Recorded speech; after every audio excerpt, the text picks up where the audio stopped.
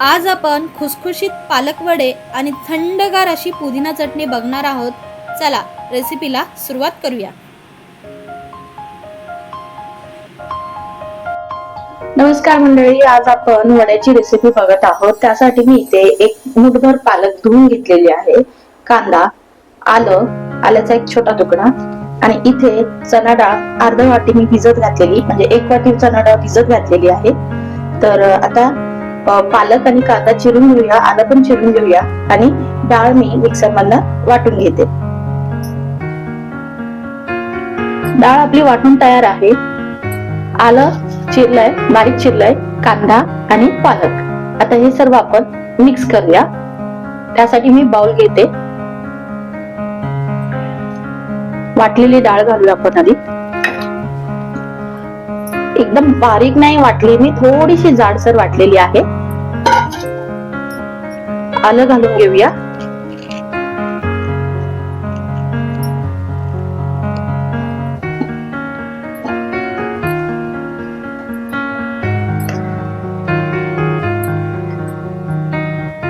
कांदा घालून घेऊया. चवीनुसार मीठ घालूया.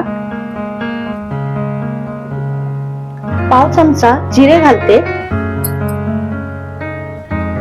पाव चमचा हळद, अर्धा चमचा लाल तिखट, एक चमचाभर तांदळाचं पीठ घालत आहोत. सर्व जिन्नस आपण एकजीव करून घेऊया. ही रेसिपी मला ऍक्च्युली मनीषा ताईंनी सुचवली. त्या म्हणाल्या की शीतल काहीतरी नाश्त्याचा प्रकार दाखव. तेव्हा माझ्या डोक्यात आलं, चला घरी करतेच आहे तर तुम्हाला सुद्धा दाखवते चॅनल वरती. अशा पद्धतीने मी मळून घेतलं आहे. आता इथे मी पाण्याची वाटी बाजूला घेतलेली आहे. थोडासा पाण्याचा हात असा घ्यायचा आणि वडा असा करून घ्यायचा. बाजूलाच मी तेल गरम करायला ठेवलेलं आहे कढईमध्ये. खूप जास्त मोठा नाही, खूप जास्त छोटा नाही, मध्यम आकाराचा असा वडा तयार करून घ्यायचा. सर्व वडे असेच तयार करून घेऊया. इथे मी वडे तयार केलेले आहेत. आता आपण ते तेलामध्ये घालूया.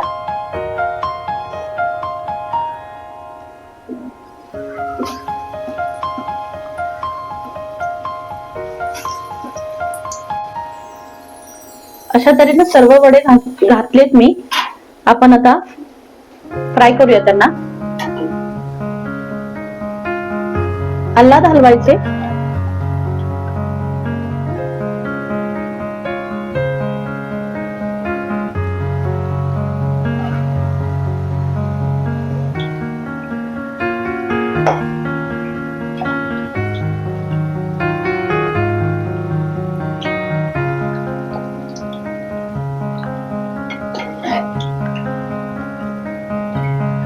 एक बाजूने छान असे खरपूस झालेले आहेत.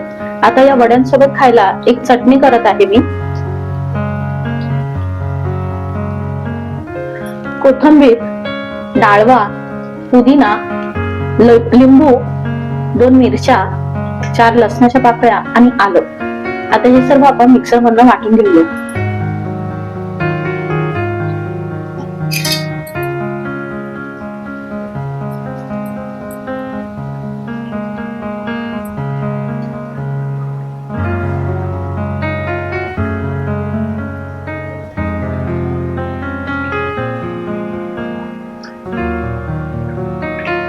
चटणी आपली तयार आहे. मीठ मुद्दामून मी वाटताना घालत नाही, कारण की आपल्याला दिसतं भरपूर वाटण, पण वाटल्यानंतर कमी होतं, म्हणून त्याच अंदाजानं मीठ घालावं.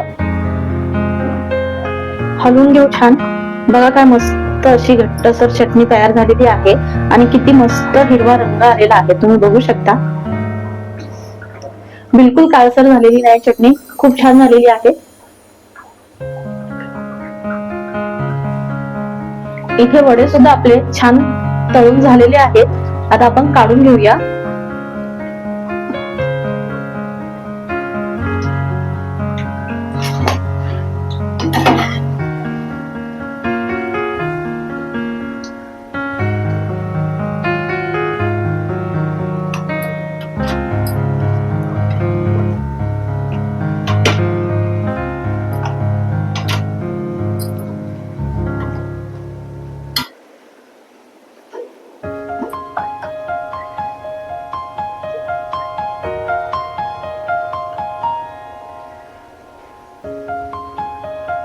मंडळी, कसं वाटला पालक वडा आणि हिरवी चटणी?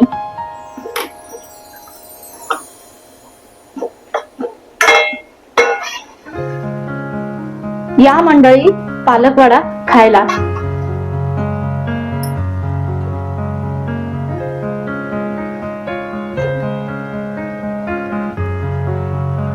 या मंडळी